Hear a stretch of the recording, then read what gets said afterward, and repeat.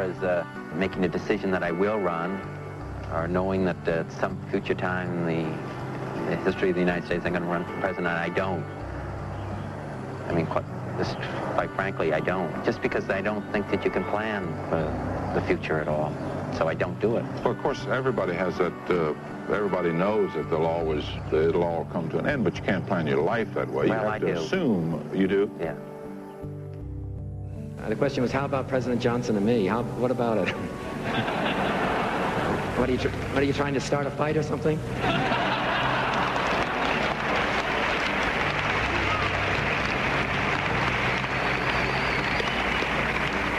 Look, I said that in the past that I thought it was possible to have a coalition government in Saigon, but that doesn't mean it's possible here in the United States.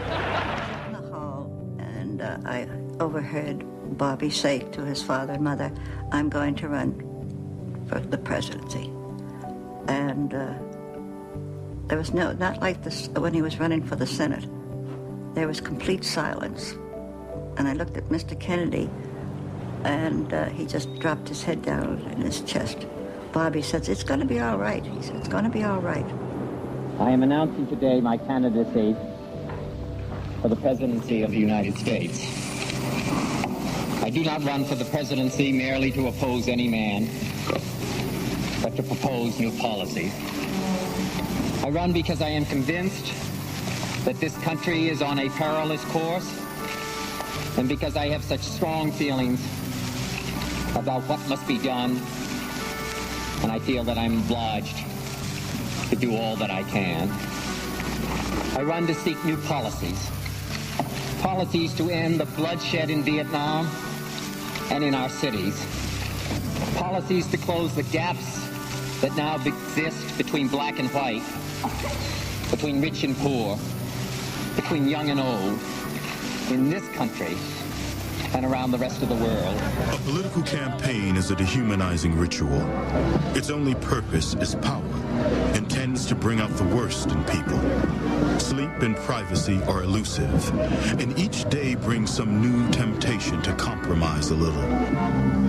Take, for example, the offer from a Teamster official of a large cash contribution in return for going easy on Kennedy's old nemesis, Jimmy Hoffa. During one of the times, one of the days that I was out there fairly earlier in the campaign, there was this member of the Teamsters that came down and who had been a great, strong supporter of Jimmy Hoffa. Jimmy Hoffa had been in jail now. And you wanted to know if the Bureau of Prisons had recommended, after Bob was president, that they go easy on Hoffa. Would he agree not to override the Bureau of Prisons on that? I thought it was rather strange. I said, that's a long ways down the road, and how is the Bureau of Prisons going to come on up with this kind of recommendation? Didn't seem to. But evidently he knew something that we didn't know. The Teamster said that Richard Nixon had already accepted the cash in return for leniency for Hoffa. Would Robert Kennedy do the same? And I mentioned it to Bobby, and he said, "You tell so-and-so," he knew the person, "that if I get elected president, that not only is Hoffa not going to get out of jail, but there are going to be a lot more of them in jail." What else is going on today, Teddy? People speculate in gold, a primary metal, and some people just go around speculating in primaries.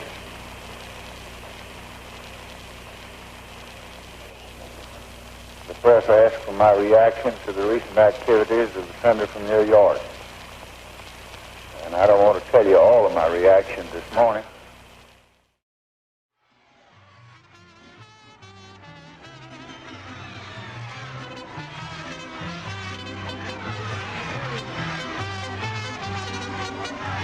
And people were, I'd never seen such hope before or since. In people's faces. There was an amazing spirit of hopefulness. I saw how he was drawing crowds. I saw that he was a figure of adulation. Somehow he stirred in people things that hadn't been stirred even with his brother. And Gene McCarthy could never do that. don't know what I was thinking about that time, whether that was sort of a normal reaction to a politician, because you don't see that today. You know, I've been doing political campaigns now basically all my life, and I just don't see it. Maybe that happened before my father. It's almost impossible to think of it happening with a politician today.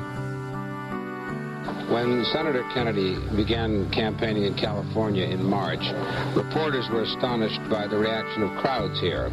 Those of us who had covered his late brother never encountered similar responses to John F. Kennedy until the last week of the 1960 campaign. As you might have read, I've been involved in some of my own activities over the period of the last week.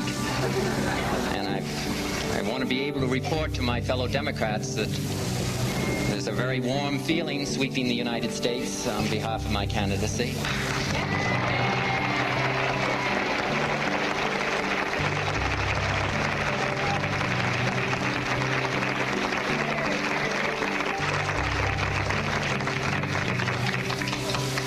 Governor Maddox said he'd rather have Fidel Castro, for instance.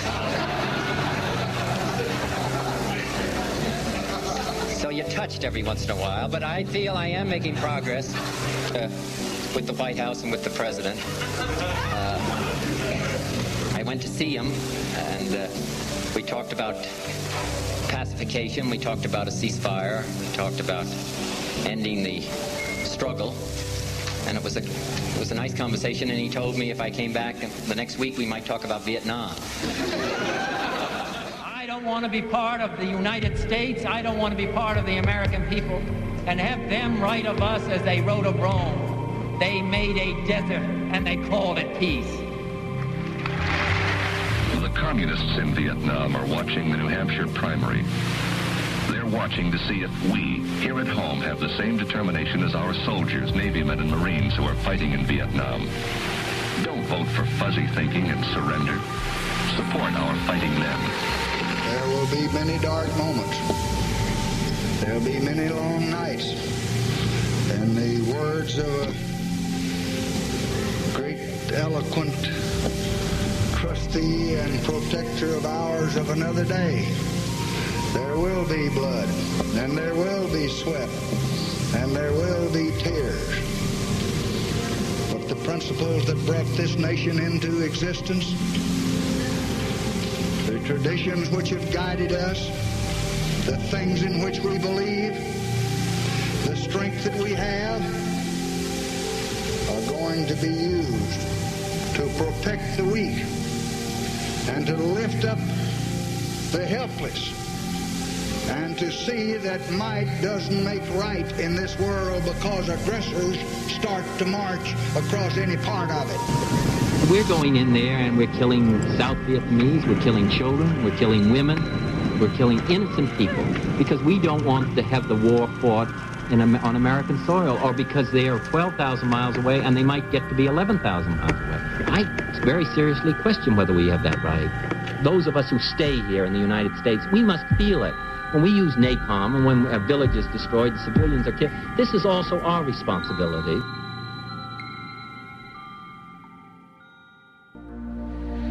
I stand with those who want a new effort to end the war in Vietnam and begin the long journey toward peace.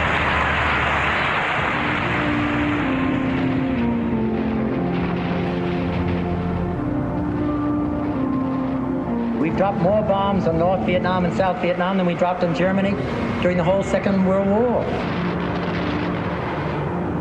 Who else? What else can you bomb? Who else can you kill? The commander of Ben Tre said, I had to destroy this village in order to save it. 38,000 people. I'm not blaming him, but I'm blaming me, and I'm blaming you. We are the American people, and we permitted that.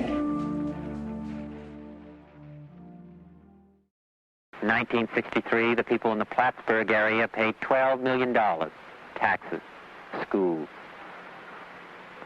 There will be some nervous Nellies, and some who will become frustrated and bothered and break ranks under the strain. And some will turn on their leaders and on their country and on our own fighting men. If my opponent had his way, stop it. Go ahead. Tell me. my opponent had his way, your work area. Now let me see if I wonder if I need your help and support.